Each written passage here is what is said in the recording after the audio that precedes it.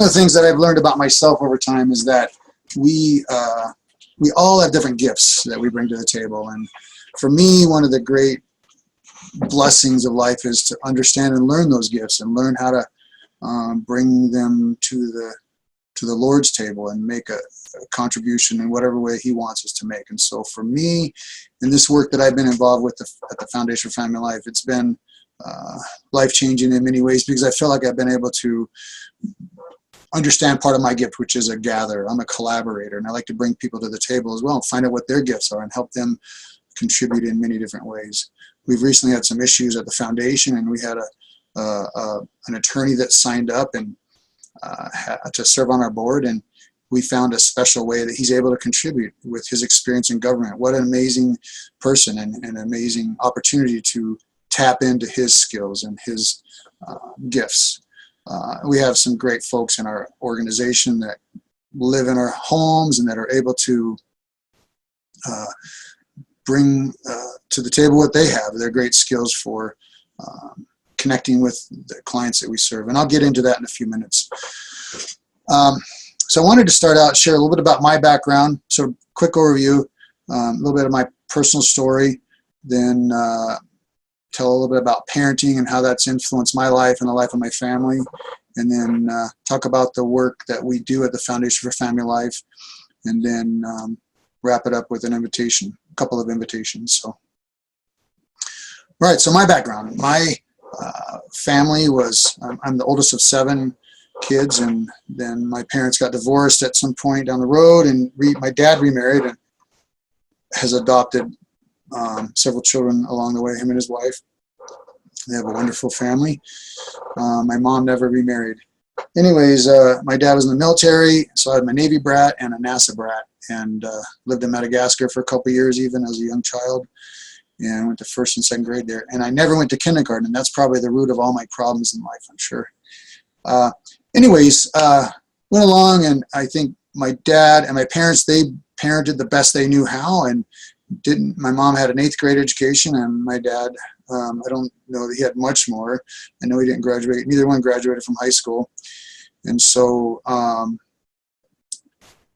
life went along, and ended up in California as a teenager, and my parents got divorced at that time, and eventually ended up in 3 different foster homes as a teenager. And honestly, those were actually good experiences for me. But when I was asked to leave my 3rd one, and I just had felt a lot of rejection in life, and a lot of pain and depression and discouragement and guilt.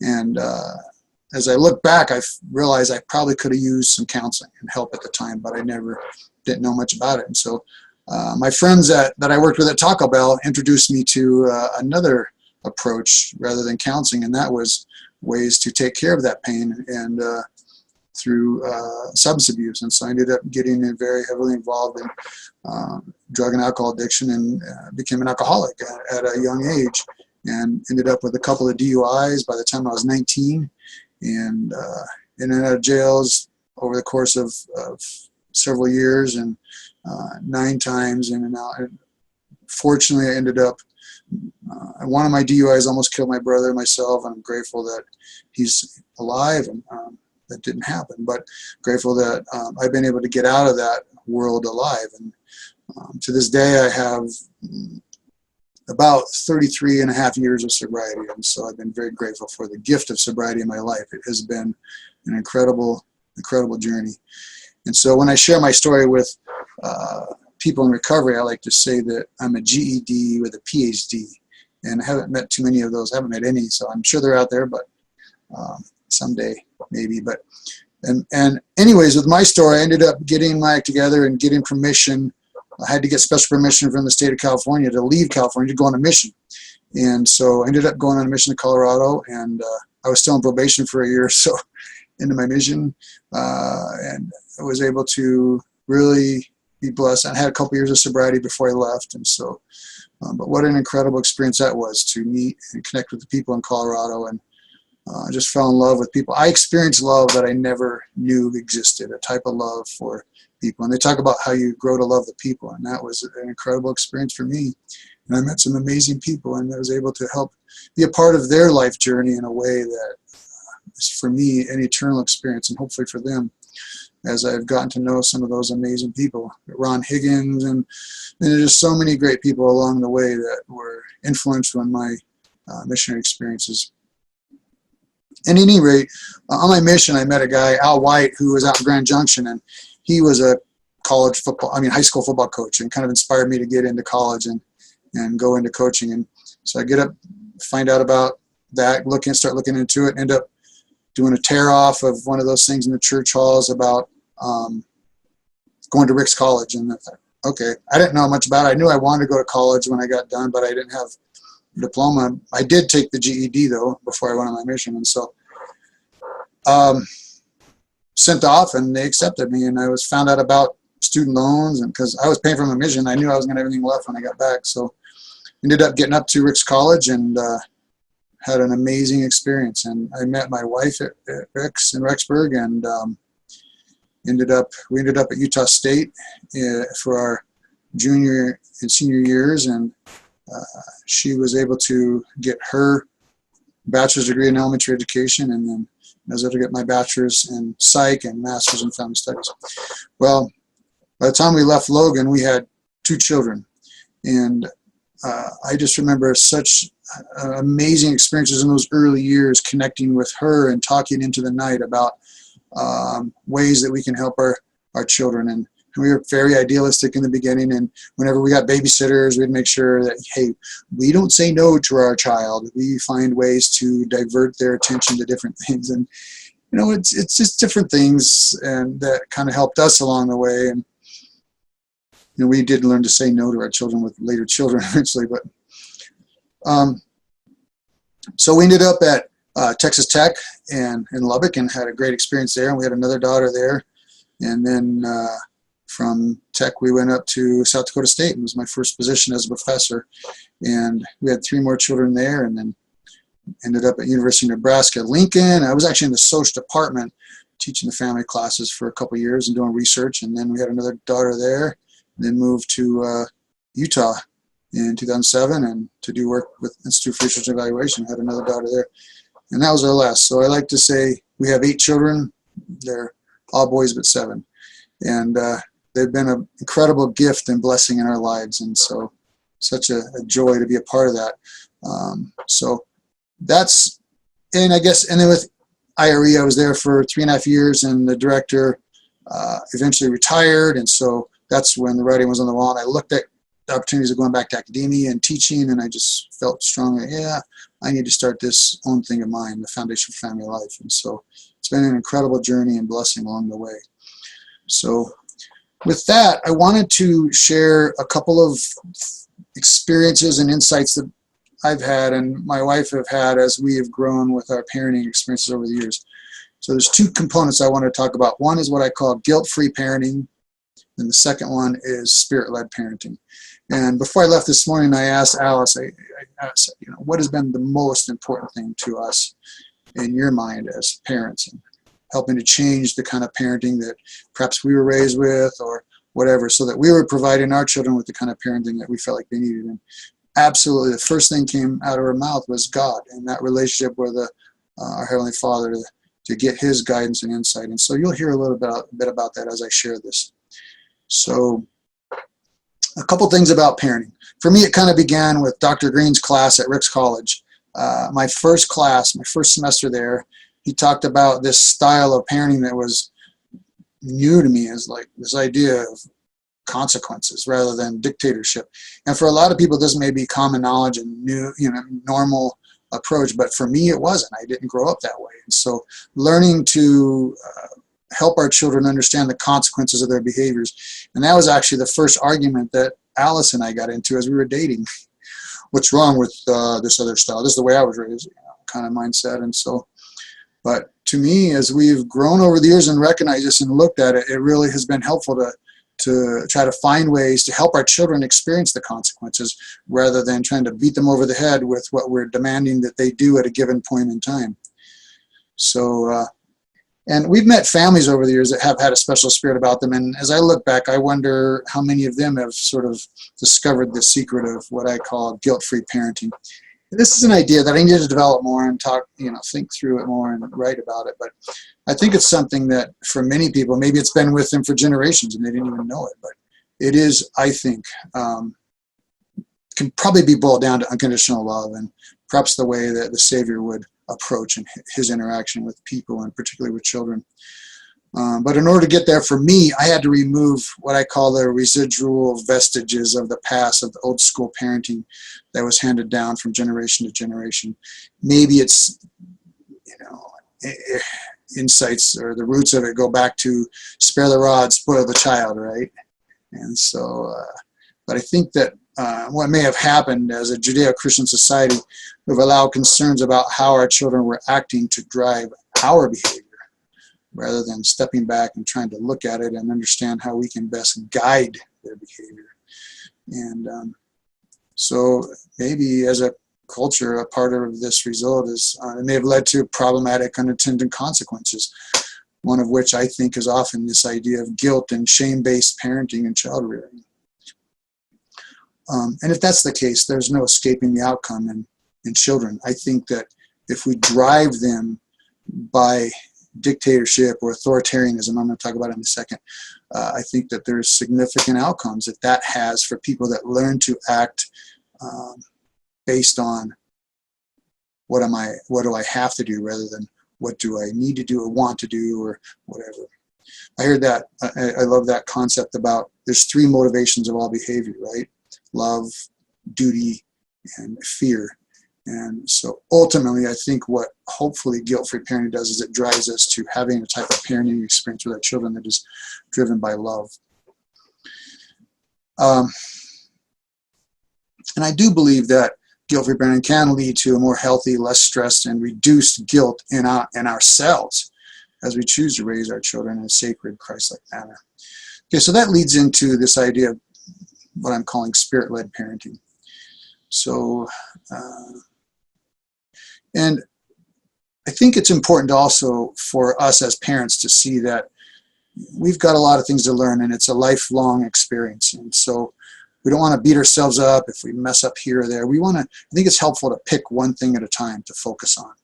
And so as a couple, for us, that's what we've kind of done, is try to pick one thing, stay focused on it, and work on it at a time, and not try to overcome everything. We've got to pick your battles, right? That's kind of the phrase.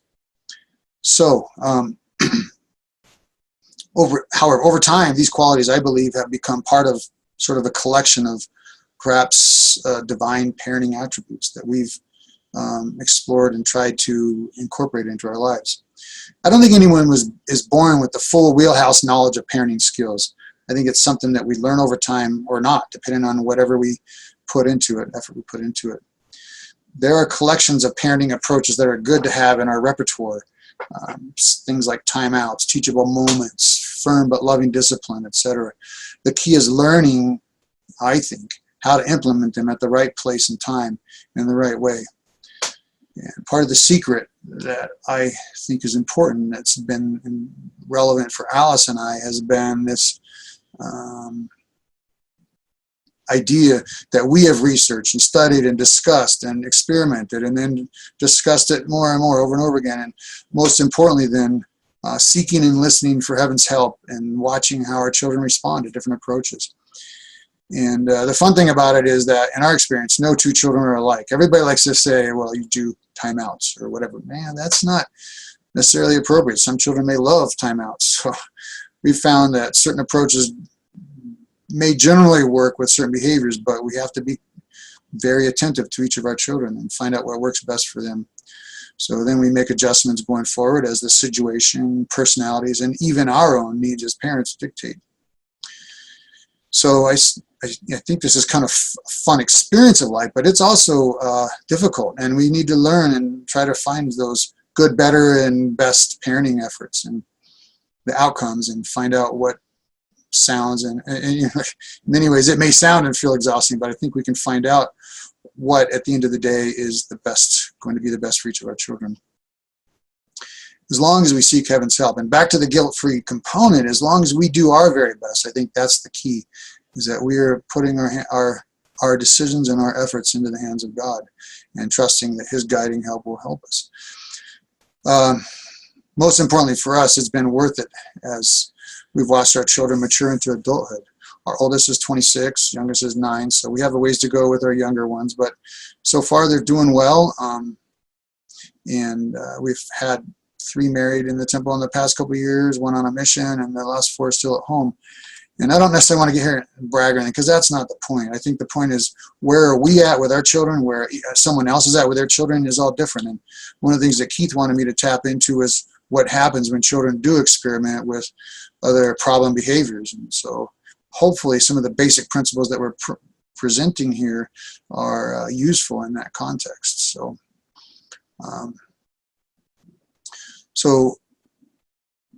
one of the keys is that I think we continue learning and growing as parents. And like I said, for us, the jury's still out, but we're deeply grateful for where we're at now, for our learning, experimenting, and embracing the different things that we've been able to do. And again, we're not perfect, and we know the Lord is guiding us, and that gives us a lot of comfort. So, and I feel like we're doing our part. We're studying, pondering, praying, and discussing it with each other, trying to work on it.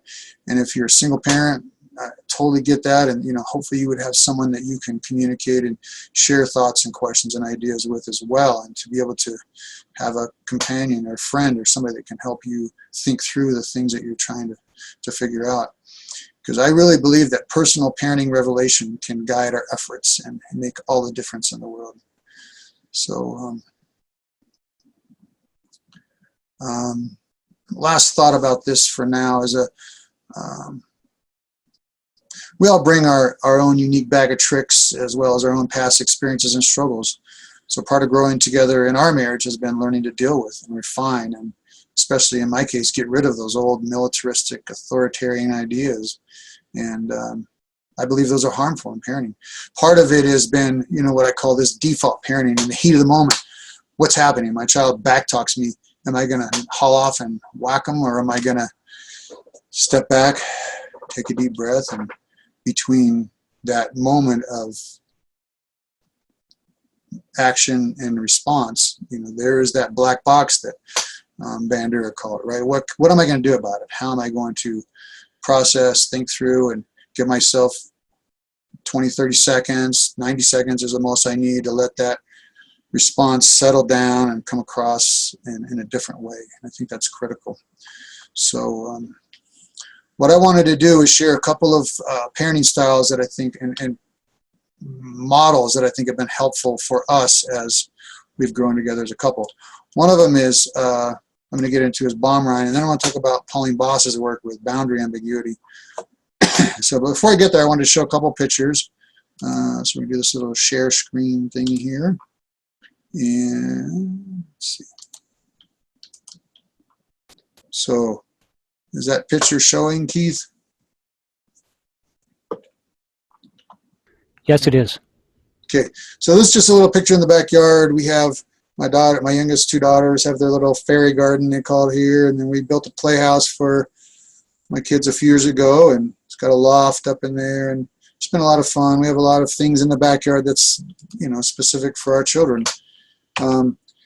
We added onto our deck, and I had the railing folks build this box around this tube slide, so that it's just fun. They get up on the deck, but it's just a fun place for our kids to be, and they love being in the backyard. This is Liliana running around in the backyard, but she said she loves her backyard. She made that comment many times, and it's just fun to do what you can as a parent for your children that you think will make your home a place that they enjoy being. So, all right, so parenting styles. So this is, I just sketched this up on the board, and I wanted to show a couple of components here that I think are important.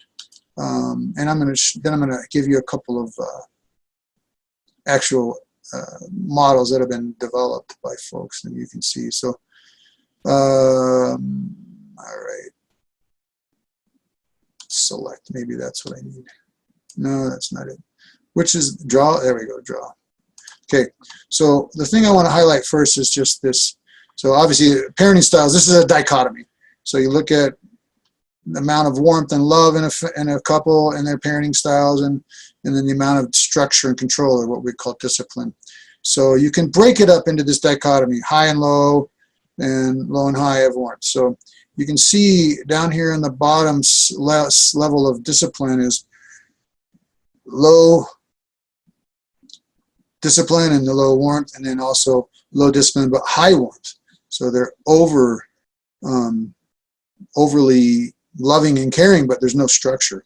So these are called permissive indifferent and permissive indulgent. And then up in the upper quadrants of this dichotomy is high structure and low warmth, or high structure and high warmth. The high structure, low warmth, we call it authoritarian. That's kind of problematic because that's more the military dictator kind of thing. Down here, the low structure, low warmth, permissive indifferent, you're not really there. You're not engaged in your child's life at all. Permissive indulgent, you're there, you're very loving and kind, but it's like, whatever you want to do, children, we love you, and no consequences for their behaviors.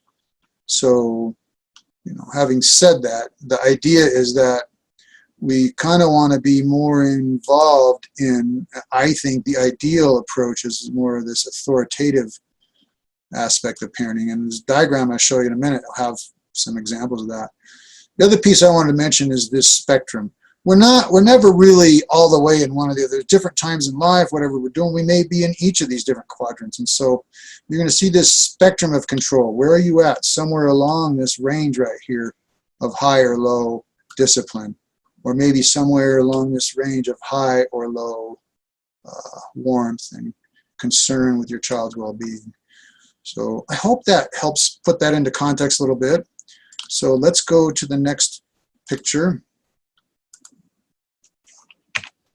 So now how do I get rid of these things? Do I need to erase them all? I think so. Okay. Oops. Anyways, eraser. There we go. Okay. So this diagram shows it in a little more academically. It shows parent styles, demanding and undemanding. This is the structure piece, and then supportive and unsupportive. And that is the warmth and love piece. And you can see the authoritative that we're talking about in green here shows this, that the relationship is about building mutual trust and respect, both perspectives honored, communication flows both ways. It's not my way or the highway, which is more the authoritarian. It's not the other permissive ways that we talked about.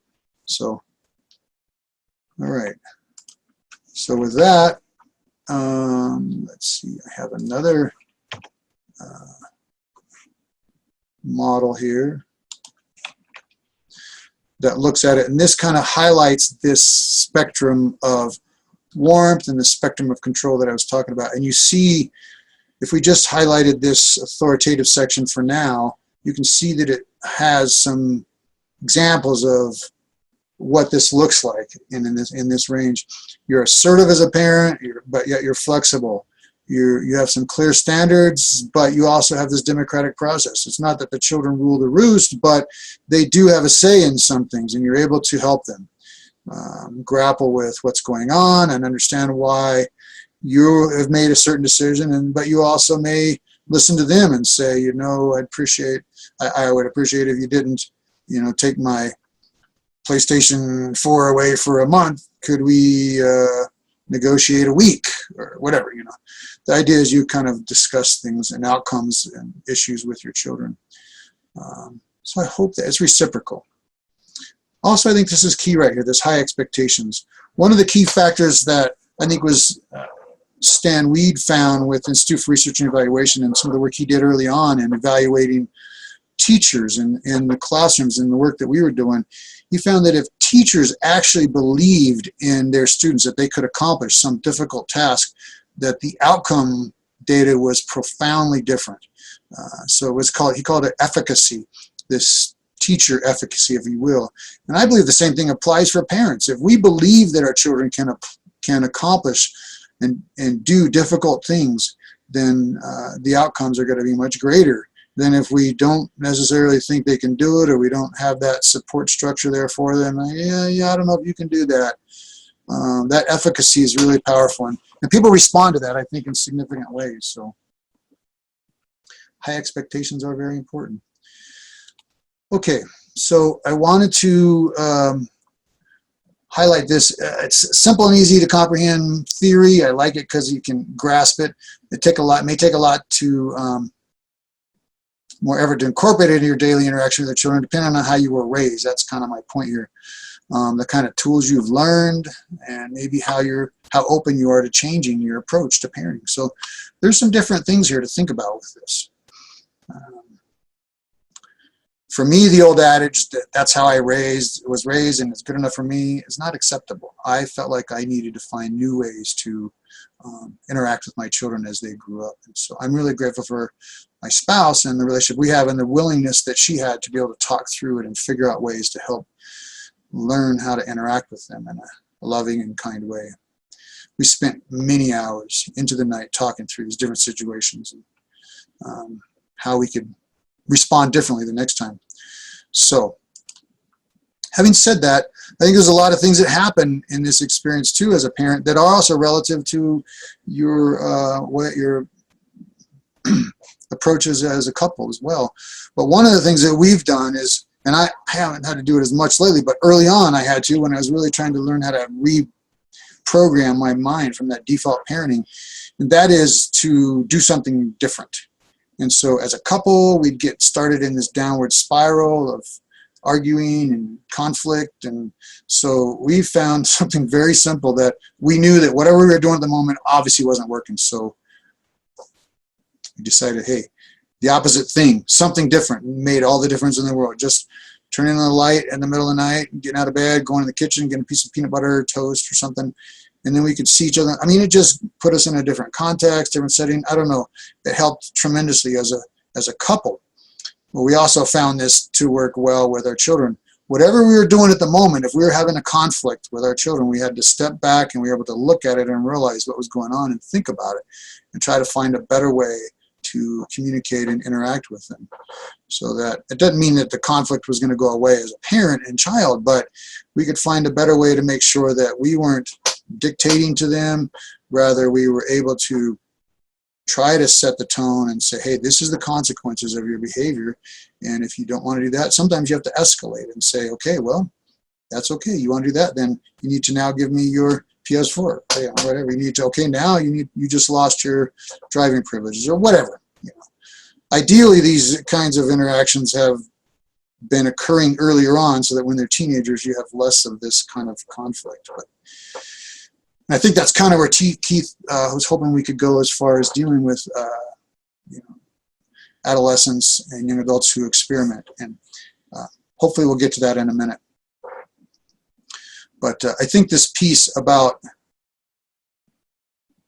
trying something different has made a huge difference. And what I wanted to get to with that is that even though we're trying different things, I think for us, we, even in the moment, rather than leaving it in the air about something mean or hurtful or dictating or demanding that we shared with someone, we were able to start recognizing that, oops, that didn't come out right. And the Spirit led us and helped us to recognize that. And so for us, what we started doing was we were able to say, even as a couple, as well as with our children, you know what? I didn't mean that. Let me try that again. And then the other person had to be willing, obviously, to let you try that again.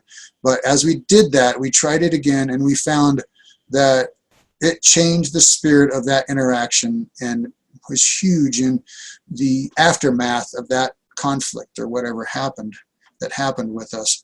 So let me try that again.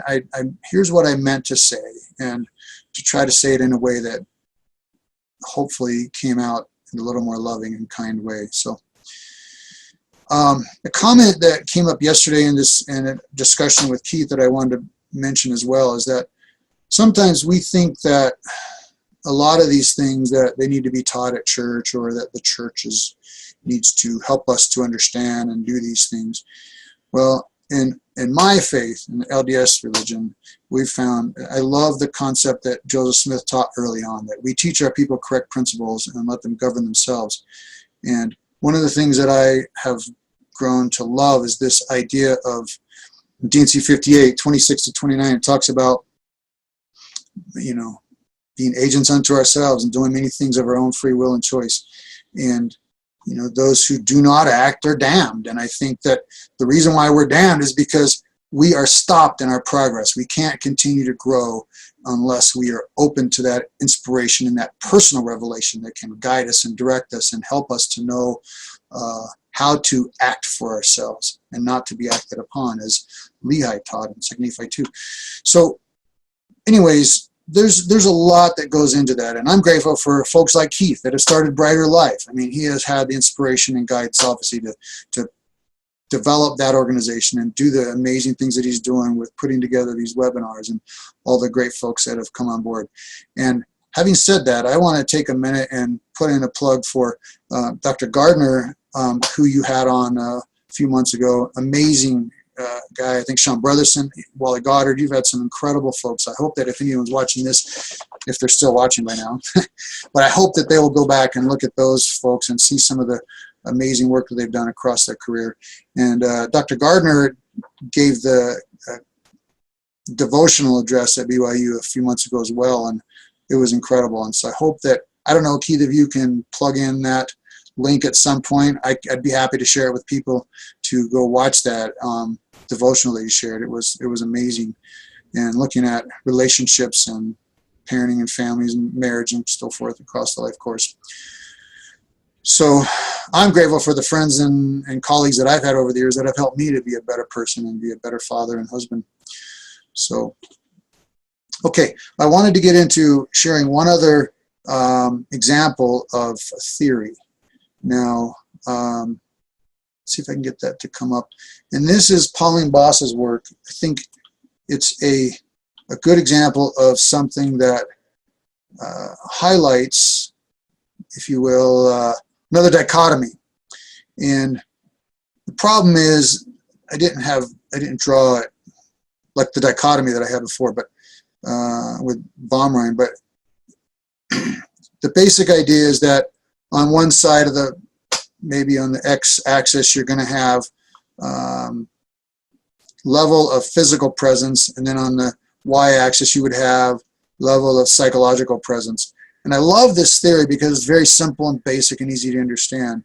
And I think it's also applicable in many ways to parenting, as well as, and we'll tap into this with respect to substance abuse and some of those kinds of emotionally distant family experiences. So this model here looks at high ambiguity in the boundaries that are found. So Boss's suggestion of boundary ambiguity was simply, I think I'm going to try this, Keith, and forgive me if this doesn't work, but I started drawing this up on my board, and I'll probably disconnect my thing, but over there in the back, you can't see very well. But physical presence, high-low. Be nice if there was a way to dial in on that, huh? Okay. Physical presence, high-low, and psychological presence, high-low. All right, well, I'm done with that. Didn't work so well. But the idea is that as an individual and as a family, what's going on in your home? What kind of interactions are happening? And she came across this in the 70s, I think, during the Vietnam vet stuff. She was working with, I think it was Reuben Hill, and doing some research, and it was fascinating how she discovered this. She was leaving the home from a MIA, a lady whose husband had been gone for 5 years, POW, and she said, the lady asked Pauline, "Do you want to see his stuff?"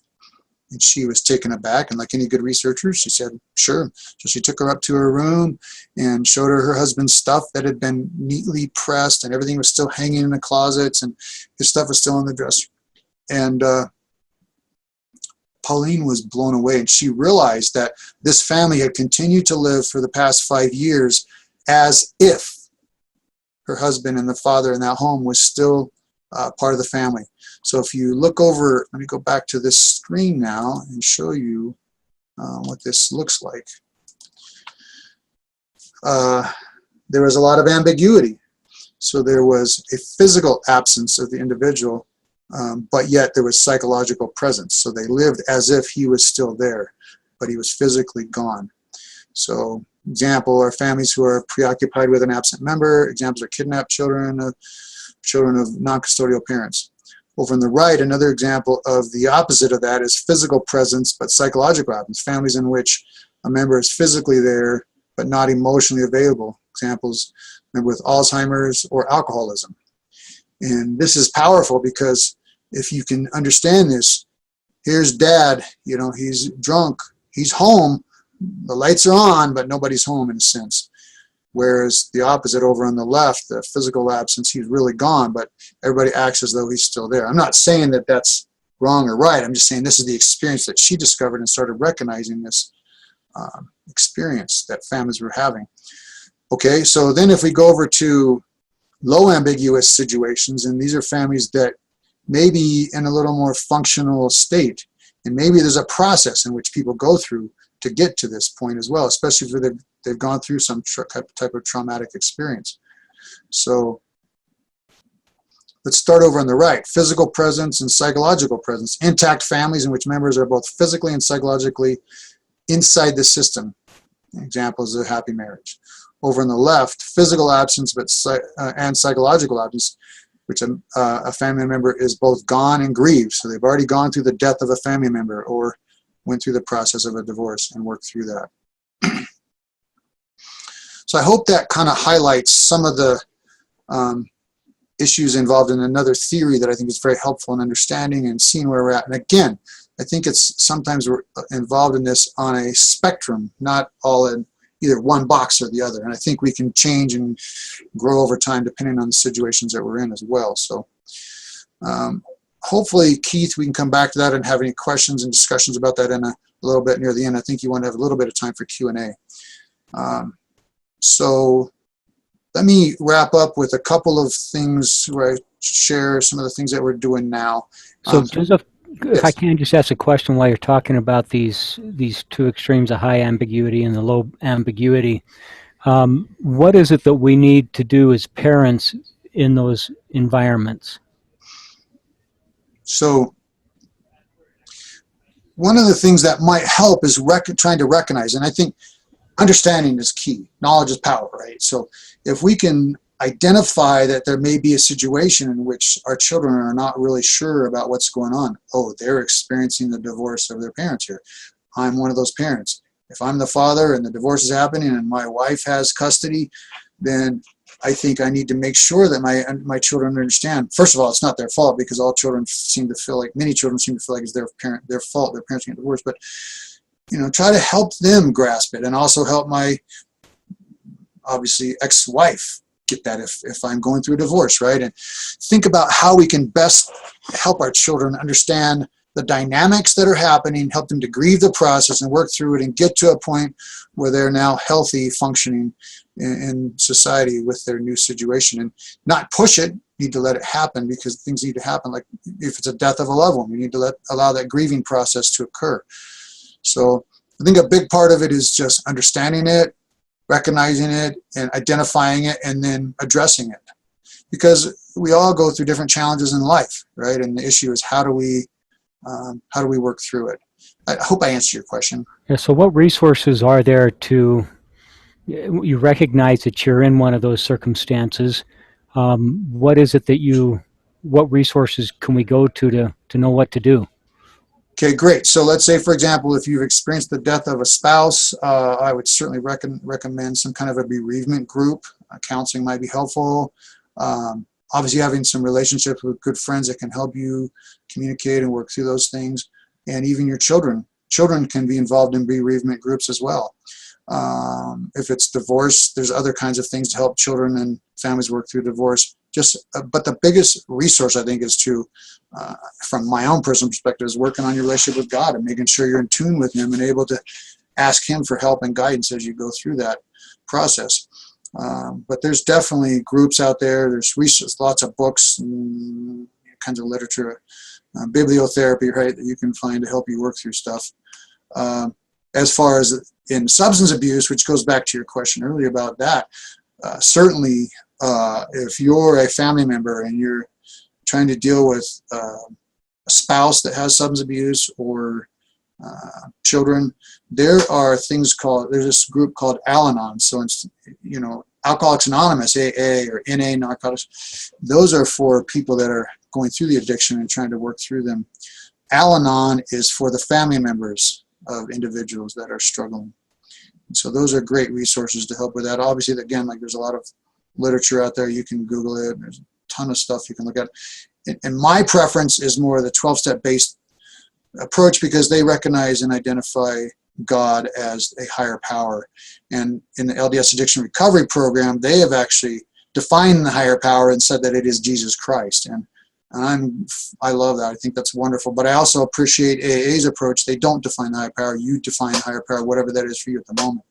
I think that's important because it helps you to stay in touch with and find that, especially in the 11th step, it talks about seeking personal, contact and meditation and personal revelation from God, and that's been critical in my life and gaining that perspective and intuition and insight that comes from personal revelation. So those are a few resources I would recommend. Particularly, I'd look into Al-Anon. You're going to find AAs across the world, and I think Al-Anon opportunities would be around as well. So, okay. Okay, thank you. All right, so a couple things with, you mentioned the Takojan Wichap. You haven't done much with that in the last few years, but most of the interest in that has been, from the reservations, has been primarily through suicide prevention, because they felt like that's been a bigger issue on the reservations rather than, even more so than alcoholism and substance abuse.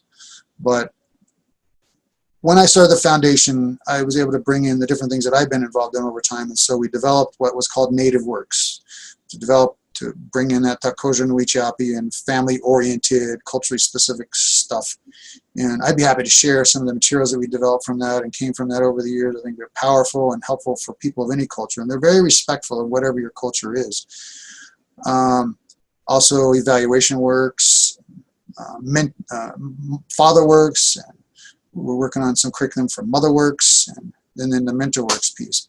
So the Mentor Works has pretty much taken over and has become the greatest part of my time and effort over the past 7-8 years as we've developed this organization, focusing on helping primarily men and then women as we got to work with them eventually coming out of incarceration and providing housing, providing a good sober living program for them to help get their life together. And we've had a very good success rate. Early on, we found that 17% of individuals recidivated a year later who went through our program and graduated versus 72% that came out of the Salt Lake County Jail. So we've had good success. We know that it works for those that work it. And but we always say that our program is based on 2 principles: agency and love. We respect their agency and their ability to choose. We don't try to dictate anything. We do set the structure and set up the program for them, but they have to face the consequences of their choices. And so, but we still love them no matter what and respect them. And a lot of folks will come back if they go back out and aren't quite ready yet. One of the things I wanted to mention about, the Father Works, you mentioned the book. This is our book, Why Fathers Count. Not that I'm trying to sell or anything, I don't care, but it's been a wonderful experience to be involved in the fatherhood movement. We teach a fatherhood class in the Salt Lake County Jail called Strong Fathers, and it's powerful. And Parker actually gets to teach that on Wednesdays, and it's the folks that participate in it absolutely love it. And so we still have the Father Works piece. We're working on developing the Mother Works, like I mentioned, piece as well. And a lot of this is going to feed into, one of the things that has happened is we've seen a lot of the folks that come and go early on in our program aren't getting their mental health needs met. And so over the last couple of years, we've been working on developing our own counseling center to try to address those needs. And that's a huge missing link, I believe, in the revolving door of incarceration. And so right now, we just got our certificate of occupancy for the building, and we have, we're getting ready to set our counseling center up, and we need counselors. If somebody is interested in doing counseling part-time or full-time, even in the Salt Lake Valley, let me know, and we'd love to chat and see what your interests are, especially if you have family, marriage experience, and also substance abuse. We're also working on developing some family life coaching components, which is what is, I think, a big important next step for our field, because it allows students that have been involved and don't have a therapeutic background but have an understanding of basic things like bomb range stuff, or bosses, just some basic parenting programs or family relationship programs and things that can help be able to discuss those with people without having to get to the point where they feel like, oh, I'm bad enough that I need counseling. I mean, we don't want to say it that way, but unfortunately that's the way we kind of think about it a lot. So family life coaching is a big thing, I think, on the horizon. And then so that'll be part of our counseling center as well. So if you're interested, please let us know. With respect to the one last thing I want to mention, we started developing these family life conferences. Last year was our first one, and it was focused on more of that LDS culture and experiences. In the future, we want to have family life conferences that are for folks of other faiths, so forth. This next year, we're going to do another one in the fall, and I think, Keith, you were going to be putting some information up about that, and you're welcome to. We'd love to get your feedback and inspiration and see any thoughts if any of you are interested in being part of a roundtable or discussion groups or presenters or whatever. Please let us know and contact us. I think the simplest way is joseph@fflut.org or info@fflut.org. You can connect with us there. Foundation for Family Life of Utah is what that stands for. Anyways, I think that goes back to part of my gifts, I think, as a collaborator and bringing people together is doing conferences. I had a great experience with that with Sean in the Dakotas when we did the Dakota Fatherhood Initiatives, and we had those summits that were just incredible experiences. So, and anyway, so I think with that, I'm going to turn it back over to you, Keith, and see what questions, if you have any feedback or Q&A along the way. I don't see any questions that have come in. So just as to wind this up, Joseph, what would you, we talked a little bit about the guilt-free parenting, and then also we spoke about the authoritative versus authoritarian. What would your recommendation be for parents right now? Of what they could do to make a difference in the lives of their children? Yes. Okay. So I think today, if I was a young parent, I would try to think about some of these principles with natural consequences versus dictator, authoritarian style, or sort of hands-off, laissez-faire. By the way, was it Terry Brazel? Whoever, no. Dr. Spock, at the end of his life, recanted his efforts. So you should never spank your children. I mean, kind of hands. I think there's been a shift back to looking at the need to be involved in helping provide structure and guidance for your children. And how can you do that without guilting your children into doing what you want them to do? So today I would probably look at the way I interact with my children, how I can change that if there are guilt-laden types of interactions, like do this or else, or you're really not making me very happy, or whatever kinds of interactions that are there that I think can be laced with playing on someone else's guilt. And even as couples, I think we can get involved in some of those kinds of interactions that are unhealthy. But as a parent, I would probably look at that and ponder that and think about, what am I bringing from my past that's also influencing my approach and my interaction styles. And then I think the next thing would be, so try to look at what I'm doing now and how that's influencing the way that my children respond to me, and how to remove that guilt from that interaction and try to have it focus more on love. And then the second thing would be try to find God's will and my ability to respond and interact and support my children in the different things that they're going through. Part of this, I think, that's necessary. I think David Elkind wrote a book called The Hurried Child or something, and he did a lot of work looking at this. I think a lot of times we can get caught up in over scheduling our children, right? And so we've had a little rule with our children: you can only be involved in 2 things at one time, music and sports, or whatever it is. They'll let them pick. But if there's too many things going on, it drives the parents crazy. And then at the end of the day, you're spent. You don't have the emotional energy to give to your children.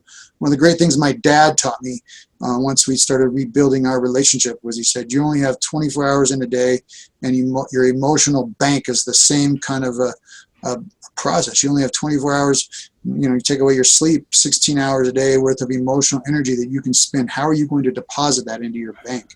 Mm-hmm. What are you going to do with that? And how, if you're exhausted, you don't have the emotional energy to work on your relationship with God as well as your relationship with your children and your spouse, I think we can definitely become spent and lose the ability to connect with them in important ways. Another thing, so then I would say the third thing is, one thing that my wife is great at helping me understand early on is, I'd come home from work and I'd sit down and want to read the paper or watch the evening news. And I talk about this in the last chapter of the book about fathering, that she helped me to recognize that this is not prime time. Prime time is not what's on the television. Prime time is what's going on in the backyard with my children. So trying to set aside the things of the world, whatever's going on, and make sure that my life is focused on the needs of my children. And, obviously not overindulging, but definitely being there for them and helping do things with them that make a difference and build that bond that it can last a lifetime and into eternity, I believe, right? So those are three things, I think. Look at the interaction styles that we're having with our children now. Is there something that we can do to make it more love-centered and more geared on in positive interaction, positive? You talk a lot about positive psychology. I think it's powerful, but those positive interaction styles and experiences. And then secondly, making sure that we have the Spirit guiding us, and that we go through each day and talk to the Lord about the things that we've had, experiences we've had, and how we can do those better. And, the next day, hey, when those things happen again, hey, let me try that again. And then thirdly is this, trying to make sure that I'm there, prime time, being available for my children and making sure that I spend time with them and have priorities right. So present, and not to create that boundary ambiguity, which I think can happen. Again, remember that spectrum. There's a range of that. And so I want to try to do my best to make sure that my children experience both a physical presence as well as a psychological presence in their lives.